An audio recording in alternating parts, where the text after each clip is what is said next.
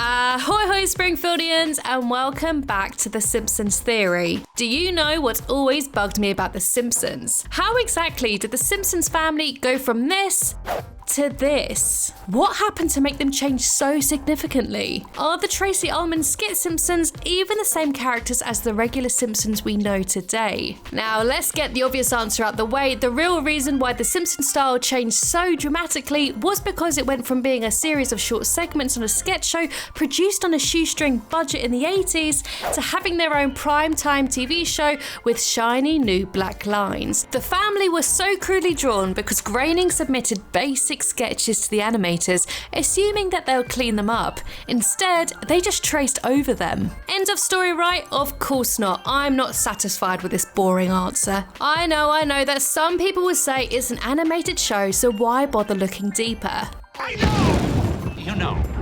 I got it. I got the concept.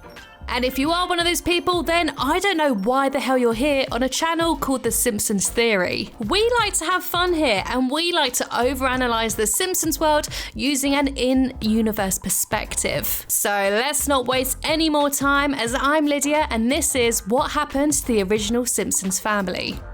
If you are new to the channel and would like to keep up to date with all things The Simpsons, then hit that subscribe button and give this video a huge thumbs up. I really do appreciate it. Thank you.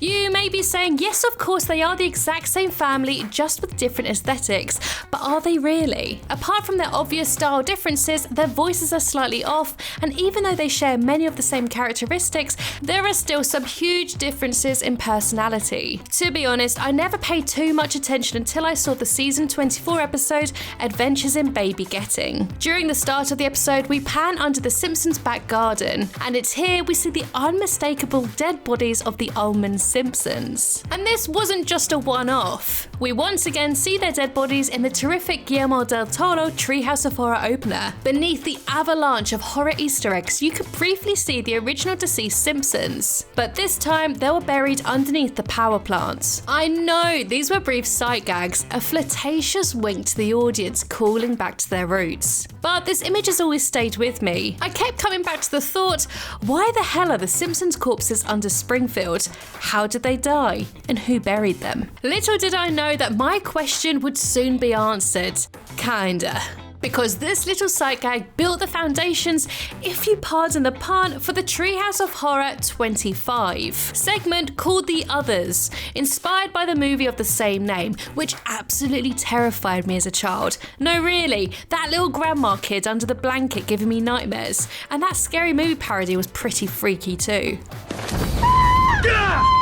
Come here. This is the episode where the current family and the original Shorts family finally come face to face. Producer Al Jean said, "We've implied that they've been murdered and buried under the house." So this is expanding that thought. In the episode, the Simpsons family are plagued by mysterious ghosts who write mysterious messages in blood and leave frosty chocolate milkshakes around the house. I wish I had a ghost that did that. Minus the blood writing, of course, maybe swap that with some chocolate sauce. They find that their TV only plays reruns of Married with Children, and when they try to change the channel, it's only alternative versions of the show, including the one with aliens. This is very similar to the interdimensional cable TV in Rick and Morty, but more of that later. Using the car seller's Bible, they summon the spirits, who turn out to be the family's former selves from the Tracy Ullman show. And the Simpsons family are strangely unfazed seeing their ghostly misshapen selves before them. But this may be due to the fact that Homer has the hots for Ghost Marge, who also prefers him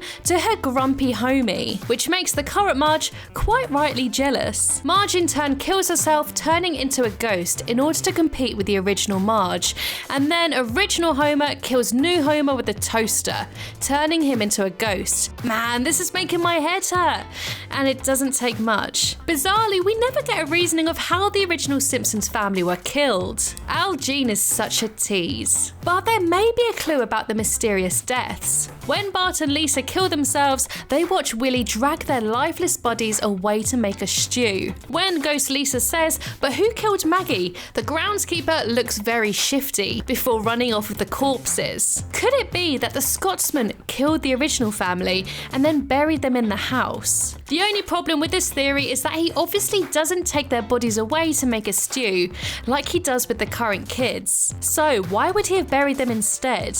If you have any more likely suspects, then write them in the comments below. And don't say the wizard did it. Wizard. And yes, I know the Treehouse of Horror episodes aren't considered canon, but like I've said many times before, I believe that the creators use these specials to dive into unanswered questions in a fun and knowing way that doesn't distract from the main continuity. Concepts that are far too ridiculous, like this one, for an ordinary episode to tackle, a Treehouse of Horror episode is the right way to go. So I believe they can't fully be dismissed. So are the original Simpsons the same characters as the new Simpsons? Or are they something else entirely? Well, one episode may have answered this in a fun and groovy way. The segment ends with the old versions of the family bursting into the house, and they're all in different art styles, from South Park, Archer, Venture Time, Lego, and yes, the Minions. I believe all these variations of The Simpsons exist as part of a larger multiverse. I know it sounds crazy, but hear me out. In 2015, we got one of the best couch gags ever in Mathlete's Feet. We see Rick and Morty crash their ship into the Simpsons' house, crushing the family. It's so unexpected, gross, and violent, but that's why it's great. God, look at the baby one! Oh my God, Morty!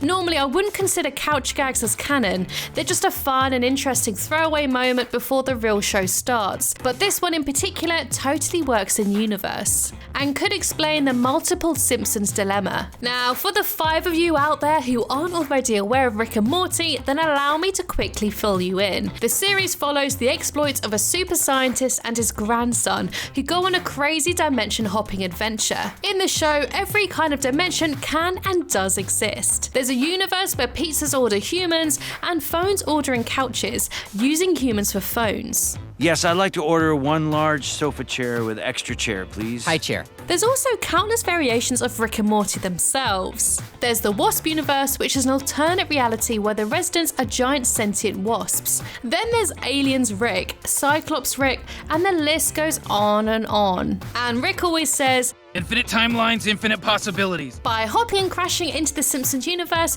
or one of them at least, seeing as the family are transformed into gross Rick hybrids heavily suggests that the Simpsons and Rick and Morty exist together in the vast multiverse. So it stands to reason there will be multi-versions of Springfield and its residents. The incarnations of the family we see at the end of the Treehouse special are all just from different universes. I believe that the Ullman version of The Simpsons are simply an alternative version of the current family that somehow ended up in the main Simpsons universe and died there. But what do you guys think? Do you also subscribe to the alternative reality theory? Let me know in the comments below and let's get talking. I would like to take this moment to say thank you to my gorgeous Flying Hellfish Patreons, James Whitehead, Timothy Belson, and who else but Zane. Thank you very much for helping make this channel thrive. And for you guys watching, smell you later.